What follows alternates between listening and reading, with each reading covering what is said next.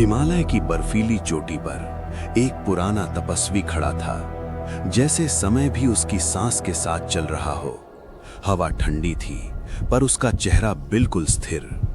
उसकी आंखों में आने वाले तूफान का प्रतिबिंब था। आकाश भारी हो चुका था, जैसे प्रकृति स्वयं किसी अंधेरे को जन्म दे रही हो। भयानक चक्रव्यूह घूमने लगा। उस चक्रव्यूह से एक रूप उभरा, न देव न मानव, शुद्ध विनाश की ऊर्जा।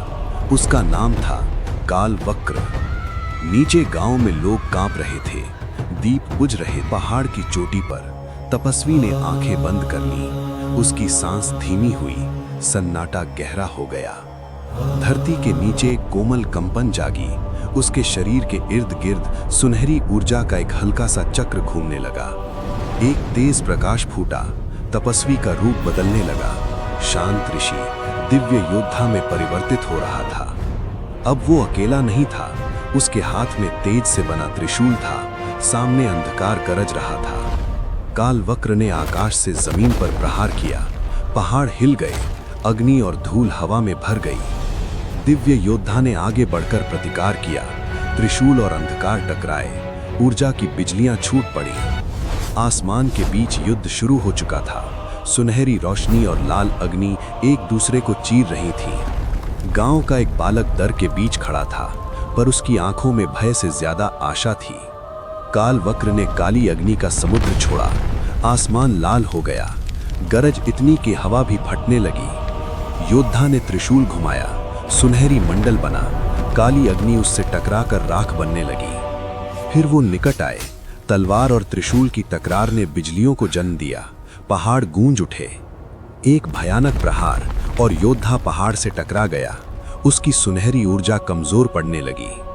धूल के बीच वो घुटनों पर बैठा, आंखें बंद। बाहर का शोर धीरे धीरे दूर होता गया। उसने अंदर झांका। वहां भय था, क्रोध था, अहंकार था, पर वहां एक ज्योति भी थी। जब उसने उस ज्योति को पहचाना, युद्ध का रूप बदल गया। बाहर का मैदान एक ब्रह्मांड में विलीन हो गया। वो धरती से उठा, नीली और सुनहरी ऊर्जा उसके इर्द गिर्द घूमने लगी। बादल पीछे हटने लगे। त्रिशूल में एक तीव्र प्रकाश संकलित हुआ। समय जैसे ठहर गया। प्रलय से पहले की शांति। एक अंतिम प्रहार, तेज की धार ने अंधकार को चीर दिया। काल वक्र की चीख शून्य में विलीन हो गई। उसका रूप राख बनकर हवा में बिखर गया। अंधेरा टूट चुका था। बादल हट गए। सूरज की पहली किरण पहाड़ों पर पड़ी। गर्म रोशनी ने बर्फ को चमका दिया। दिव्य योद्धा धीरे धीरे जमीन पर उतरा। उसकी ऊर्जा शांत होने लगी। सुनहरी कवच रोशनी में विलीन हो गया। फिर वही पुराना तपस्वी खड़ा था, सरल, स्थिर, निर्मल। गांव वाले झुक गए, पर उसके चेहरे पर विजय का घमंड नहीं था, सिर्फ करुणा।